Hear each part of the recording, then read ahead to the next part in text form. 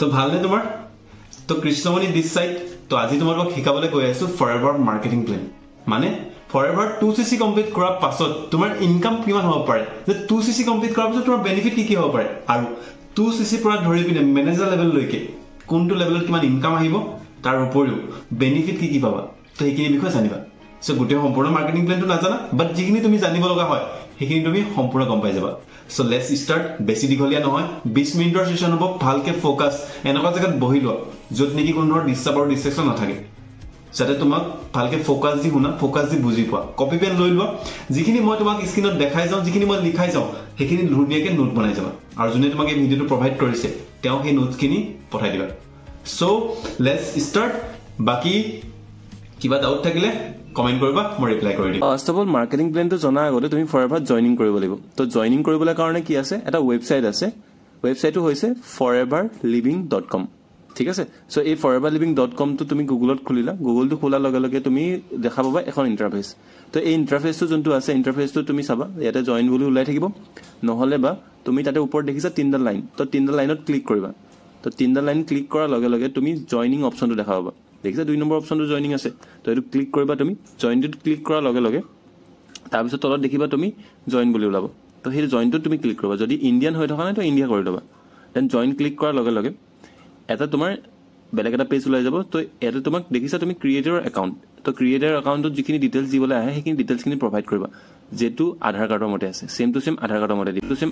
দি তো এতিয়া ফৰ্মখন তুমি ফিলআপ কৰিলা ফিলআপ কৰাৰ পিছত সাবমিট কৰিবা সাবমিট কৰাৰ পিছত তোমাক কি দিব লাগিব কেৱাইসি দিব লাগিব তো কেৱাইসি মানে কি আমাৰ এজ প্ৰুফ আৰু এড্ৰেছ প্ৰুফ দিবলৈ আহে ঠিক আছে তো এজ প্ৰুফটো তুমি কি দিব পাৰা পান কাৰ্ডটো দিব পাৰা তো এজ প্ৰুফত তুমি পান কাৰ্ড দিব পাৰা নহলে ভোটাৰ আইডি কাৰ্ড দিব পাৰা দেন তাৰ পিছত আহে তোমাৰ এড্ৰেছ প্ৰুফ তো এড্ৰেছ প্ৰুফ যোনটো আছে এড্ৰেছ প্ৰুফত তুমি কি দিবা আধাৰ কাৰ্ড দিবা যদি তোমাৰ পান কাৰ্ড নাই তেনেহলে তুমি দুইটাতে আধাৰ কাৰ্ড দিও চলাই যাব পাৰা কোনো প্ৰবলেম নহয় তো এইখিনি সাবমিট কৰিলা দেন সাবমিট কৰাৰ পাছত তোমাৰ এটা আইডি ক্ৰিয়েট হ'ব সো হেতু আইডিটো 12টা নম্বৰ থাকিব ঠিক আছে তো হেতু তোমাৰ আইডি হ'ব তো সেই আইডিটো তোমাৰ স্টাৰ্ট হয় 91 ৰ পৰা তো 910 ৰ পৰা স্টাৰ্ট হ'ব তোমাৰ আইডি নম্বৰটো তো হেতু আইডিটো কোৱা হয় ইউনিক আইডি নহলে বা কোৱা হয় এফবিও আইডি বুলি ঠিক আছে তো হেতু তোমাৰ আইডি তো এই তোমাৰ আইডিটো তুমি ইমেইলত তুমি পাই যাবা ইমেইলত তুমি চেক কৰি ল'ব পাৰা নহলে তাতে আহি যায় স্ক্ৰিনশ্বট লৈ ল'বা তুমি তো এটো হৈ গ'ল এফবিও আইডি তো এতিয়া এফবিও আইডিটো পাই যোৱা পাছত তুমি তোমাৰ লগইন হৈ গ'ল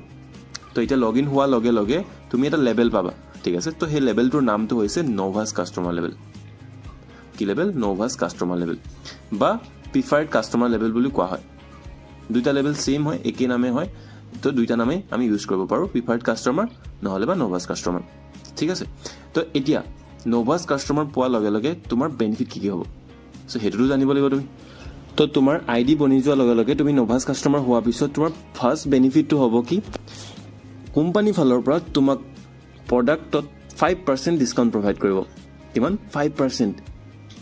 তো কিমান ভাল কথা ভাবিছোৱা তুমি যিকোনো কোম্পানীৰ পৰা প্ৰডাক্ট আনা যিকোনো কোম্পানীৰ পৰা প্ৰডাক্ট লোৱা তো কোনোৱে তোমাক ডিসকাউন্ট প্ৰভাইড নকৰে বাট ফৰএভাৰ তোমাক আইডি ক্ৰিয়েট কৰাৰ লগে লগে 5% ৰ ডিসকাউন্ট প্ৰভাইড কৰিব এতিয়া শিকালো মই তোমাক নোভাছ কাস্টমাৰ বিষয়ে যে আমি আইডি ক্ৰিয়েট কৰাৰ লগে লগে নোভাছ কাস্টমাৰ হৈ যাওঁ দেন ইয়াৰ পাছৰ লেভেলটো হৈছে এসিস্ট্যান্ট সুপাৰভাইজাৰ লেভেল যোনটো আমি 2cc লেভেল কমপ্লিট কৰি লগাও দেন আহিলে সুপাৰভাইজাৰ লেভেল যোনটো আমি 10cc কমপ্লিট কৰিব লাগে আৰু এসিস্ট্যান্ট মেনেজাৰ দেন আমি এসিস্ট্যান্ট মেনেজাৰত আমি 60cc কমপ্লিট কৰিব লাগে দেন আহে মেনেজাৰ লেভেল যোনটো নেকি ড্ৰিম লেভেল বুলি কোৱা হয় যোনটো নেকি 120cc নহলে বা 150cc কমপ্লিট কৰি আমি মেনেজাৰ লেভেল কোৱালিফাই কৰিব পাৰো এতিয়া এই লেভেল গিটাৰ প্ৰথম যোনটো লেভেল আহে নোভাছ কাস্টমাৰ পাছৰ লেভেলটো হ'ল এসিস্ট্যান্ট সুপাৰভাইজাৰ লেভেল তো এসিস্ট্যান্ট সুপাৰভাইজাৰ লেভেলৰ বিষয়ে আমি এতিয়া আলোচনা কৰিম এসিস্ট্যান্ট সুপাৰভাইজাৰ লেভেল বা এসিস্ট্যান্ট সুপাৰভাইজাৰ লেভেলটো কোৱালিফাই কৰিবলৈ কাৰণে আমি কি কৰিব লাগে 2cc কমপ্লিট কৰিব লাগে কি কমপ্লিট কৰিব লাগিব 2cc এই 2cc টো কেনে কমপ্লিট হ'ব 2cc টো তুমি সিঙ্গল এমাহটো কমপ্লিট কৰিব পাৰা বা দুমাহটো মানে এমাহৰ ভিতৰত তুমি ডাইৰেক্টলি 2cc কমপ্লিট কৰিব পাৰা আৰু নহলে বা 2 মাহ লগাই পিনেও তুমি 2cc লেভেল কমপ্লিট কৰিব পাৰা এটা 2cc টো বাৰু গম পালা তুমি কমপ্লিট কৰিব লাগে বুলি কিন্তু এটা cc মানে কি হয় cc মানে হ'ল কমন কাৰেন্সি আৰু কেছ ক্ৰেডিট বুলি কোৱা হয় কমন কাৰেন্সি মানে কি হ'ল এতিয়া ফৰএভাৰ লিভিং প্ৰডাক্ট 160 খন বা 70 খন দেশত চলি আছে 160 খন 70 খন দেশত ফৰএভাৰ লিভিং চলি আছে সবৰে দেশৰ কাৰেন্সিটো কি হয় বেলেগ বেলেগ হয় সো হেতু কাৰণে ফৰএভাৰে কি কৰিলে নিজৰ এটা কমন কাৰেন্সি ইন্ট্ৰোডিউস কৰিলে যাতে সবতে সেম ভ্যালু হয় সো হেতুকে কোৱা হয় কেছ ক্ৰেডিট তো আমি যদি এটো চাওঁ এটা 100 পইণ্ট লগালে মানে 1 cc হয় আৰু এটো ইন্ডিয়ান ভ্যালু হয় 20000 টকা আৰু 2000 পইণ্ট মানে কি 2 cc তো 2 cc প্ৰাইস তো হল 40000 rupees সো এটো হল ইন্ডিয়ান প্ৰাইস মতে তো এতিয়া তুমি ইয়াতে দেখা পাই আছা যে 20000 আৰু 40000 যে 20000 টকা আৰু 40000 টকা তো এতিয়া তোমাৰ মাইন্ডত কোৱেশ্চন আহি থাকিব পাৰে যে আমি 20000 টকা বা 40000 টকাটো ইনভেষ্টমেন্ট কৰিব লাগিব নেকি নহয় ইয়াতে কি হয় কোনো ধৰণৰ ইনভেষ্টমেন্ট নাই এটো কি কৰিব লাগিব আমি টাৰ্ন ওভাৰ কমপ্লিট কৰিব লাগিব তো কেনেকৈ টাৰ্ন ওভাৰ কমপ্লিট কৰিব লাগিব হেতু তোমাক শিকোৱা যাব ঠিক আছে তো তুমি যাৰ লগত কানেক্ট আছা তেওঁ তোমাক শিকোৱা যাব যে কেনেকৈ তুমি 40000 ৰ টাৰ্ন ওভাৰটো কমপ্লিট কৰি 2 cc লেভেলটো কমপ্লিট কৰিব পাৰা তো এখিনলৈকে গম পালা এতিয়া আমি পইণ্টটো কেনেকৈ হিসাব কৰা যায় ইয়াতে সো এটো এটা ফৰএভাৰ প্ৰডাক্ট হয় ঠিক আছে এলোবেৰী নেক্টাৰ তো এতিয়া এই যোনটো প্ৰডাক্ট আছে এই প্ৰডাক্টটোত কি দিয়া আছে 100 পইণ্ট দিয়া আছে তো ধৰি লোৱা এটা প্ৰডাক্টত কি দিয়া আছে 100 পইণ্ট দিয়া আছে তো এটা প্ৰডাক্টত যদি 100 পইণ্ট হয় তেতিয়া ইয়াৰ লিখা যদি 10টা হয় ইয়াৰ লিখা 10টা হলে কিমান হ'ব তেতিয়া 1000 হ'ব তো 1000 মানে কি 1 cc তেনেকে 20টা বটল হলে কিমান হ'ব আমাৰ 2000 পইণ্ট তো 2000 পইণ্ট হোৱাৰ লগে লগে আমাৰ 2 cc লেভেল কমপ্লিট হ'ব ক্লিয়াৰ বুজি পালা তো তেনেকে বেলেগ ধৰণৰ প্ৰডাক্ট লগ লাগি যদি আমাৰ 2000 পইণ্ট হয় তেতিয়া আমাৰ 2 cc লেভেলটো কমপ্লিট হ'ব ওকে সো এতিয়া আহো আমি 2 cc লে তো এই যোনটো 2 cc হয় সেই 2 cc লাইফত অকল এবাৰে কমপ্লিট কৰিব লাগে কি কৰিব লাগে এবাৰে আৰু কেতিয়াও দুবাৰ তুমি 2 cc কমপ্লিট কৰিব নালাগে সো লাইফত অকল এবাৰে 2 cc কমপ্লিট কৰি নিজৰ জাৰ্নিটো ষ্টাৰ্ট কৰিব পাৰা ফৰএভাৰ সো এতিয়া ফৰএভাৰ 2 cc লেভেল কমপ্লিট কৰা পাছত বেনিফিট কি হ'ব তো তোমাৰ ফাৰ্স্ট বেনিফিটটো হ'ব তেতিয়া 30% ডিসকাউন্ট অন পাৰ্সোনাল পাৰচেজ মানে তুমি যিকোনো ধৰণৰ প্ৰডাক্ট পাৰচেজ কৰা 2 cc লেভেল কমপ্লিট কৰাৰ পিছত তোমাক হোলসেল ৰেটত প্ৰভাইড কৰিব 30% ডিসকাউন্ট আৰু 5% তুমি কেশবেক পাবা যেটো নেকি আমাৰ ইনকামৰ লগত এড হৈ আহে আৰু সেকেন্ড যোনটো তোমাৰ বেনিফিট হল জয়নিং কমিশন তো তুমি জয়নিং কমিশন হিচাপে পাবা কিমান 25% টু 30% আৰু যদি এটো আমি 25% 30% যদি এমাউন্টত কবলে যাও তেতিয়া ধৰি লোৱা এজন লৰা আছে অজয় ঠিক আছে তো এজনে 2 cc লেভেল কমপ্লিট কৰিলে এটা মাহত কি কৰিলে এটা মাহত 2 cc লেভেল কমপ্লিট কৰিলে দেন নেক্সট মান্থত কাম কৰি বিনে অজয় কি কৰিলে তেওঁ লগত আৰু 3 জনক 2 cc লেভেল কমপ্লিট কৰালে ঠিক আছে তেওঁ 3 জনক কি কৰালে 2 cc লেভেল কমপ্লিট কৰালে ধৰি লোৱা এ বি সি 3 জন মানুহ জনে কি কৰালে 2 cc লেভেল কমপ্লিট কৰালে তো সবকে 3 জনক কি কৰালে 2 cc লেভেল কমপ্লিট কৰালে নেক্সট মান্থত তো এতিয়া এজনক 2 cc কমপ্লিট কৰালে কিমান আহিব এপ্ৰক্স 7000 rupees তো এতিয়া 7000 তো 3 জনৰ পৰা 7000 আহিলে তো এতিয়া 3 7 গুণ কিমান 7 গুণ 21 তো 21000 অজয় ভাগৰ হেতু মাহৰ ইনকাম হ'ব তো বুজি পালা দিয়া সিম্পল আই হোপ তুমি এতিয়ালৈকে যিখিনি বুজালো 2 cc বিষয় হেতু বুজি পালা এসিস্ট্যান্ট সুপাৰভাইজাৰ লেভেলৰ বিষয় গোটেইখিনি সম্পূৰ্ণ বুজি পালা দেন এসিস্ট্যান্ট সুপাৰভাইজাৰ পিছত আহে কি সুপাৰভাইজাৰ লেভেল যোনটো আমি 10 cc কমপ্লিট কৰিলে হয় আৰু হে 10 cc যোনটো হয় হে 10 cc আমি কিমানত কৰিব লাগিব এক মাহৰ ভিতৰত মানে সিঙ্গল মান্থৰ ভিতৰতে আমি 10 cc কমপ্লিট কৰিলে সুপাৰভাইজাৰ লেভেল কোৱালিফাই কৰিব পাৰিম তো সাপোজ অজয়কে লৈ লৈছো এক্সাম্পল হিচাপে তো অজয় কি কৰিছিলে কমপ্লিট কৰিছিলে নিজৰ 2 cc লেভেলটো হয়নে এতিয়া অজয় এটা মাহত 2 cc লেভেল কমপ্লিট কৰিলে নেক্সট মান্থত অজয় কাম কৰিলে কাম শিকিলে দেন অজয় আৰু 5 জনক কি কৰালে 2 cc লেভেল কমপ্লিট কৰিবলৈ কাৰণে হেল্প কৰিলে কি কৰিলে 5 জন মানুহক 2 cc লেভেল কমপ্লিট কৰিবলৈ কাৰণে হেল্প কৰিলে এতিয়া 5 দুগুণ কিমান 10 সবে যদি 2 cc কৰে 5 জনে তো তেতিয়া টোটাল কিমান হ'ব 10 cc তো 10 cc হৈ যোৱা লগে লগে অজয় ভাগৰ সুপাৰভাইজাৰ লেভেলটো কমপ্লিট হৈ যাব ক্লিয়াৰ বুজি পালো অজয় হেতু মাহৰ ইনকামটো হৈ যাব 30 ৰ পৰা 40000 টকা এতিয়া এই 30 পৰা 40000 টকা কেনেকৈ আহিব হেতু আমি হিসাব কৰিম তো এটো কাৰণে সোনকালে 2 cc লেভেল কমপ্লিট কৰা এন্ড সুপাৰভাইজাৰ হোৱা আৰু সুপাৰভাইজাৰ পিছতনো বহুত পইচা আহে এতিয়া আমি সুপাৰভাইজাৰ হোৱা পিছত বেনিফিট কি আহে হেতু বিষয়ে আমি জানিম তো ফাৰ্স্ট অফ অল বেনিফিটটো হল যে 30% ডিসকাউন্টটো সবলে থাকে তো ইয়াতো তুমি সুপাৰভাইজাৰ লেভেলত 30% ডিসকাউন্ট পাবা কিন্তু ইয়াৰ উপৰিও তুমি আৰু ইয়াতে এড হৈ যাব 8% কেশবেক যোনটো নেকি আমাৰ ইনকামৰ লগত সেম একেলগে আহে সেকেন্ড বেনিফিটটো হল যে ইয়াতে তোমাৰ জয়নিং কমিশনটো বাঢ়ি যায় যোনে নেকি জয়নিং কমিশ্যন 25% আছিলে এছিষ্টেণ্ট ছুপাৰভাইজাৰ লেভেলত ইয়াতে তোমাৰ জয়নিং কমিশ্যনটো হৈ গ'ল 33%। তো 33% তোমাৰ জয়নিং কমিশ্যন হিচাপে পাবা। এণ্ড থাৰ্ডটো হ'ল যে 3%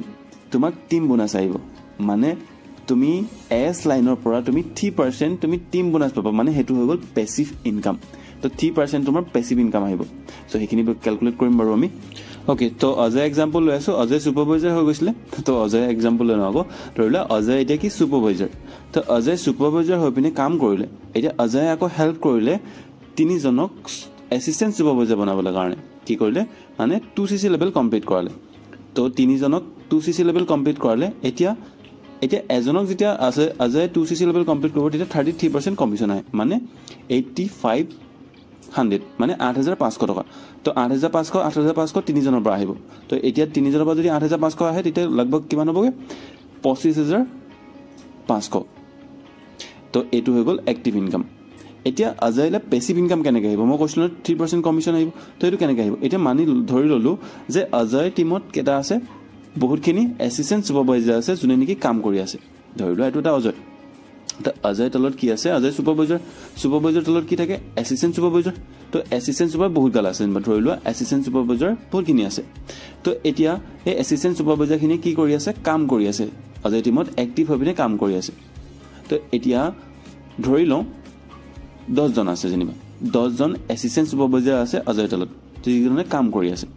এতিয়া এই 10জনে যেতিয়া কাম কৰিলে, ধৰি ল'লোঁ 3 লাখ টকাৰ কি কৰিলে? এটা টাৰ্ণ অভাৰ কৰিলে, এটা বিজনেছ কৰিলে 3 লাখ টকা। এতিয়া 3 লাখ টকাৰ যিখিনি টাৰ্ণ অভাৰ কৰিলে টোটেল, এই টোটেল টাৰ্ণ অভাৰ 3% অজয়লে কমিশ্যন হিচাপে আহিব। কিমান পাৰ্চেণ্ট? 3%। এতিয়া 3% কিমান হ'ব? এপ্ৰক্স 9000। তো 9000 টকা তাৰ লগত এড হৈ যাব। এইখিনি কি হ'ব? 9000 টকাটো পেছিভ ইনকাম। এতিয়া 9000 টকা এড হৈ ল'ব 25ৰ লগত 34500 হৈ যাব। তো 34500 কি হ'ব? অজয়ৰ ইনকাম হৈ যাব সেইটো মাহৰ। ক্লিয়াৰ? বুজি পালা? এতিয়া তাৰপিছত আহিলে নেক্সট লেভেলটো হ'ল এছিষ্টেণ্ট মেনেজাৰ লেভেল। যোনটো লেভেল কমপ্লিট কৰিবলৈ কাৰণে আমি 60cc কমপ্লিট কৰিবলৈ কাৰণে এমাহত বা 2 মাহত, তো এমাহ বা 2 মাহৰ ভিতৰত আমি যদি 60cc কমপ্লিট কৰোঁ তেতিয়া আমাৰ এছিষ্টেণ্ট মেনেজাৰ লেভেলটো কমপ্লিট হৈ যায়। আৰু এই যোনটো 60cc হয়, সেই 60cc তুমি অকলে কৰিব নালাগে, টিমত লৈ পিনে কৰিব লাগে। তো এতিয়া এছিষ্টেণ্ট মেনেজাৰৰ বেনিফিট কি হয় সেইটো বিষয়ে আমি জানো। ফাৰ্ষ্ট বেনিফিটটো ছেম, 30% ডিছকাউণ্ট প্ৰডাক্টৰ ওপৰত, সেইটো থাকিবই ছেম। আৰু 13% কেছবেক বাঢ়ি গ'ল। কেছবেক কিমান হৈ গ'ল? 13% হৈ গ'লগৈ। চ' এতিয়া সেইটো ইনকামৰ লগত আমাৰ আহে। তাৰপিছত জইনিং কমিশ্যন, চ' জইনিং কমিশ্যনো বাঢ়ি গ'ল। এছিষ্টেণ্ট মেনেজাৰ লগে লগে 38% জইনিং কমিশ্যন আহি গ'ল। Then 5% team bonus from supervisor, মানে ছুপাৰভাইজাৰ এছিষ্টেণ্ট মেনেজাৰ আছে, এছিষ্টেণ্ট মেনেজাৰ তলত কি থাকিব? ছুপাৰভাইজাৰ থাকিব, এছিষ্টেণ্ট ছুপাৰভাইজাৰো থাকিব। তো ছুপাৰভাইজাৰৰ পৰা কিমান আহিব কমিশ্যন? 5%। দেন এছিষ্টেণ্ট ছুপাৰভাইজাৰৰ পৰা কিমান আহিব? ছুপাৰভাইজাৰৰ পৰা 5% আহিব। দেন এছিষ্টেণ্ট ছুপাৰভাইজাৰৰ পৰা আহিব 8%। কিমান? 8%। তো এইখিনি আমি কেলকুলেট কৰিম বাৰু এতিয়া। তো এতিয়া আমি কেলকুলেট কৰোঁ যে ইনকামটো কেনেকৈ আহে। ফৰ এক্সাম্পল আমি অজয়ে লৈ লওঁ যে অজয় এতিয়া এছিষ্টেণ্ট মেনেজাৰ যেনিবা। তো এতিয়া অজয়ে কি কৰিলে? 3জনক আকৌ হেল্প কৰিলে সেইটো মাহত এছিষ্টেণ্ট ছুপাৰভাইজাৰ হ'বলৈ, মানে 2cc কমপ্লিট কৰিবলৈ কাৰণে। তো 3জনক 2cc লেভেল কমপ্লিট কৰালে। তো অজয়ে যেতিয়া 2cc লেভেল কমপ্লিট কৰায়, এজনৰ 2cc লেভেল কমপ্লিট কৰা হ'ব 38% আহে। 38%টো কিমান হ'ব? 10,000 এপ্ৰক্স। তো এটা মাহত যদি 3জনক এছিষ্টেণ্ট ছুপাৰভাইজাৰ কমপ্লিট কৰালে তেতিয়া অজয় কমিশ্যন হ'ব তোমাৰ 30,000। তো এইটো হৈ গ'ল এক্টিভ ইনকাম। দেন এতিয়া অজয় আছে এছিষ্টেণ্ট মেনেজাৰ তলত যেনিবা ছুপাৰভাইজাৰ থাকে। তো 3জন তাৰভাগৰ ছুপাৰভাইজাৰ আছে য'ত নেকি অজয়ে কাম কৰাই আছে, এক্টিভলি কাম কৰি আছে। তো এতিয়া 3জনে মিলি পিনে 3 লাখ টকাৰ টাৰ্ণ অভাৰ এটা কমপ্লিট কৰিলে। 3 লাখ টকাৰ টাৰ্ণ অভাৰ কমপ্লিট কৰাৰ লগে লগে 5% কমিশ্যন আহে। তো 5% কমিশ্যন মানে 15,000। তো অজয় হৈ গ'ল এইটো টিম বোনাছ বা পেছিভ ইনকাম। দেন নেক্সট অজয়ৰ টিমত কি থাকিব? ছুপাৰভাইজাৰ লগতে এছিষ্টেণ্ট ছুপাৰভাইজাৰো থাকিব। তো ধৰি ল'লোঁ 3জন এছিষ্টেণ্ট ছুপাৰভাইজাৰ আছে এক্টিভলি কাম কৰে। এতিয়া সেই 3জনে কি কৰিলে? 2 লাখ টকাৰ টাৰ্ণ অভাৰ কমপ্লিট কৰিলে। 2 লাখ টকাৰ টাৰ্ণ অভাৰ কমপ্লিট কৰিলে। তো তাৰে আহিব 8%। তো 8% কমিশ্যন কিমান হ'ব? 16,000। তো এতিয়া আমি টোটেল যদি মিলাই পিনে চাওঁ যে অজয় টোটেল ইনকামটো কিমান হ'ব সেইটো মাহৰ, দেন কেলকুলেট কৰিলে মানে 66,000। ঠিক আছে? তো 66,000 অজয়ৰ ইনকাম হ'ব এছিষ্টেণ্ট মেনেজাৰ লেভেলত। আৰু এই যোনটো ইনকাম হ'ব, এই ইনকামটো একাউণ্টত তোমাৰ 14-15 তাৰিখে ক্ৰেডিট হৈ যায়। আই হোপ যিখিনি মই বুজালোঁ এতিয়ালৈকে তুমি ভালকৈ বুজি পালা গোটেইকেইটা লেভেলৰ বিষয়ে। এতিয়া আহিলে আমাৰ ড্ৰিম লেভেল যোনটো কোৱা হয় মেনেজাৰ লেভেল বুলি তো মেনেজাৰ লেভেলটো কোৱালিফাই কৰিবলৈ কাৰণে আমি 120 সিসি কমপ্লিট কৰিব লাগে 2 মাহৰ ভিতৰত নহলে বা 150 সিসি কমপ্লিট কৰিব লাগে 4 মাহৰ ভিতৰত তো দুটা টাইপত আমি মেনেজাৰ লেভেল কোৱালিফাই কৰিব পাৰো তো হেতু টিমে লগ লাগি পিনে যদি আমি কমপ্লিট কৰো 120 সিসি 150 সিসি আমাৰ মেনেজাৰ লেভেল কমপ্লিট হৈ যাব এতিয়া মেনেজাৰ লেভেল কমপ্লিট কৰাৰ পাছত বেনিফিট খিনি কি পোৱা যায় তো সেম 30% ডিসকাউন্ট সবতে থাকে কিন্তু ইয়াতে কেশবেকটো বাঢ়ি যায় তো কেশবেকটো হৈ যায় আমাৰ ইয়াতে 18% তো 18% কেশবেক তোমাৰ ইনকামৰ লগতে আহি যায় নেক্সট 15 পৰা 14 তাৰিখৰ ভিতৰত তাৰ পিছত আহিলে সেকেন্ডটো দেন সেকেন্ডটো আমাৰ কি হ'ল জয়নিং কমিশন তো জয়নিং কমিশনটো ইয়াতে বাঢ়ি গৈ পিনে কিমান হ'লগে 43% কিমান 43% তোমাৰ জয়নিং কমিশন আহে ক্যালকুলেট কৰিম বাৰু কিমান ইনকাম হ'ব দেন এতিয়া মেনেজাৰ এজনৰ তলত কি থাকিব এসিস্ট্যান্ট মেনেজাৰ থাকিব তো এসিস্ট্যান্ট মেনেজাৰ পৰা কমিশন কিমান আহিব 5% এজন মেনেজাৰ তাত এসিস্ট্যান্ট মেনেজাৰ থাকে তাত আৰু থাকে টিম সুপাৰভাইজাৰ তো সুপাৰভাইজাৰ টিমৰ পৰা কিমান আহিব টিম বোনাস 10% তো 10% আহিব তোমাৰ সুপাৰভাইজাৰ লাইনৰ পৰা দেন তাৰ পিছত নেক্সট লাইনটো থাকে আমাৰ এসিস্ট্যান্ট সুপাৰভাইজাৰ তো এসিস্ট্যান্ট সুপাৰভাইজাৰৰ পৰা কিমান পাৰ্সেন্ট আহিব 13% তো 13% কমিশন কৰ পৰা আহিব এসিস্ট্যান্ট সুপাৰভাইজাৰৰ পৰা সো এখিনি আমি ক্যালকুলেট কৰিম বাৰু কেনেদৰে হ'ব আকৌ আমি অজয় এক্সাম্পল লৈ লওঁ তো অজয় ধৰি লোৱা মেনেজাৰ হৈ গ'ল তো অজয় কি কৰিলে হেতু মাহত তিনিজনক আকৌ এসিস্ট্যান্ট সুপাৰভাইজাৰ লেভেল কমপ্লিট কৰিবলৈ কাৰণে হেল্প কৰিলে ঠিক আছে তো এতিয়া অজয় মেনেজাৰ তো মেনেজাৰ হোৱাৰ লগে লগে 43% জয়নিং কমিশন আহে 43% কিমান হ'ব 12000 টকা তো এপ্ৰক্স 12000 টকা আহে তো তিনিজনৰ পৰা 12000 কিমান হ'ব 36000 তো 36000 হল কিমান অজয় এক্টিভ ইনকাম হেতু মাহৰ দেন অজয় এটা মেনেজাৰ আছে এটা এজন মেনেজাৰ তলত কি থাকে এসিস্ট্যান্ট মেনেজাৰ ধৰি ললো সাপোজ দুজন এসিস্ট্যান্ট মেনেজাৰ আছে অজয় টিমত তো দুজন এসিস্ট্যান্ট মেনেজাৰ কি কৰিলে 3 লাখ টকাৰ টাৰ্নওভাৰ কমপ্লিট কৰিলে কি কৰিলে 3 লাখ টকা এটা 3 লাখ টকাৰ টাৰ্নওভাৰ কমপ্লিট কৰিলে 5% কি আহে কমিশন আহে অজয়লে তো 5% কমিশন কিমান হ'ব 15000 সো এটো হৈ গল অজয় পেসিভ ইনকাম এম লেভেলৰ পৰা এসিস্ট্যান্ট মেনেজাৰ লেভেলৰ পৰা নেক্সট এতিয়া অজয় টিমত কি আছে এসিস্ট্যান্ট মেনেজাৰৰ ওপৰত আৰু সুপাৰভাইজাৰ আছে লেটস সাপোজ মানি ললো আমি তিনিজন সুপাৰভাইজাৰ আছে ডাইৰেক্টলি তো হে তিনিজন সুপাৰভাইজাৰ লাইনৰ পৰা কি হৈছে অজয় 3 লাখ টকা টাৰ্নওভাৰ কমপ্লিট কৰিলে যেনিবা সুপাৰভাইজাৰ কেজনে তো 3 লাখৰ পৰা 10% আহিব 10% কিমান 30000 रुपीस তো হে হল সুপাৰভাইজাৰৰ পৰা টিম বোনাস দেন অজয় এতিয়া এসিস্ট্যান্ট মেনেজাৰো আছে সৰি এসিস্ট্যান্ট সুপাৰভাইজাৰো আছে তো এসিস্ট্যান্ট সুপাৰভাইজাৰ এগাল মান আছে এটা হে গুটেগাল এসিস্ট্যান্ট সুপাৰভাইজাৰ লগ লাগি যদি 5 লাখ টকাৰ বিজনেস কৰিলে কি কৰিলে 5 লাখ টকাৰ বিজনেস কৰিলে আৰু 5 লাখ টকাৰ 13% অজয়লে কমিশন আহিব 13% কিমান হ'ব 65000 তো হে 65000 অজয় পেসিভ ইনকাম এস লেভেলৰ পৰা এতিয়া যদি আমি ক্যালকুলেট কৰো গুটেগাল ক্যালকুলেট কৰো আমি তো ক্যালকুলেট কৰি যদি চাও কিমান হয় তো ফাৰ্স্ট অফ অল হল 36000 দেন তাৰ পিছত আহিলে তোমাৰ এম লাইনৰ পৰা 15000 দেন 30000 তাৰ পিছত 65000 তো 1,46,000 তো হেতু হৈ গল টোটাল ইনকাম এজন মেনেজাৰ তো ভাবিব পৰা এটো তোমাৰ একাউন্টত ক্ৰেডিট হয় 14 বা 15 তাৰিখে তো এজন মেনেজাৰ লেভেলৰ মানে 1 লাখ টকাকৈ ওপৰত এখিনি জাস্ট ওপৰৰ পৰা মই বুজাই দিলো গুটেখিনি আই হোপ গুটেখিনি কথা বুজি পালা আৰু বহুতখিনি নলেজ আছে যিখিনি কি বেনিফিট পোৱা যায় সো গুটেখিনি মই ক্যালকুলেট কৰা নাই ইয়াতে বাকি যিখিনি ভাল লাগিলে কমেন্ট কৰি জনাবা তো ভিডিওটো চাই পিনে কেনেকুৱা লাগিলে মজা লাগিলে সো এনেকুৱা ধৰণৰ আৰু যদি ভিডিও জানিবলৈ মন আছে যে ফৰএভাৰ আৰু কি আছে আৰু ইনসেন্টিভ কি পোৱা যায় তো সেইখিনি জানিবলৈ যদি মন আছে তেনেহলে তুমি কমেন্ট কৰিব পাৰা মই ভিডিও আৰু বনাম আৰু চোৱা এটো কোন ধৰণৰ ফিক্স ইনকাম নহয় যোনখিনি ইনকাম পটেনশিয়াল দেখালো মই সেইখিনি তোমালোকে কাম কৰিলে ইনকাম কৰিব পাৰিবা যদি কাম নকৰা হেতু ইনকাম নাহে মই যদি আজি কাম নকৰো মোকো ইনকাম নাহে ফৰএভাৰ সো কাম কৰিলে তুমি পইচা ইনকাম কৰিব পাৰিবা তো এতিয়া আজি যোনটো সেশন আছিল আজি যোনটো ভিডিও দেখিলা তুমি চালা হে ভিডিওটো মই মেনেজাৰ লৈকে হে প্লেনিংটো প্ৰভাইড কৰিলো মাৰ্কেটিং প্ল্যানটো তো জুনে ভিডিওটো তোমাক পঠাইছিলে তেওঁৰ লগত কন্টাক্ট কৰা কোৱা যদি যিখিনি নোটছ বনালা নোটছখিনি পঠাই দিয়া আৰু প্ৰথমতে 2cc লেভেলটো কমপ্লিট কৰিলা 2cc লেভেল কমপ্লিট কৰাৰ পাছতহে তোমাৰ মেইন জাৰ্নিটো ষ্টাৰ্ট হয় সো লেট নকৰিবা 2cc কৰা বেনিফিট উঠোৱা আৰু কাম ষ্টাৰ্ট কৰা সো অল দা